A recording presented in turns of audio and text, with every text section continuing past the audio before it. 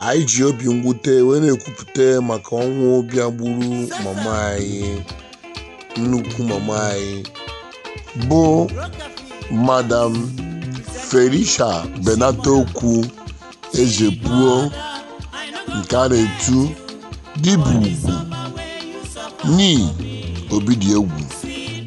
Amụ mama anyị a n'ahọ 1941 na ezinụlọ ndị be Obidiegwu n'ime Nkwere Ọkpara Kindred ruo Ezeani Alọ nke Idemmili South Local Government.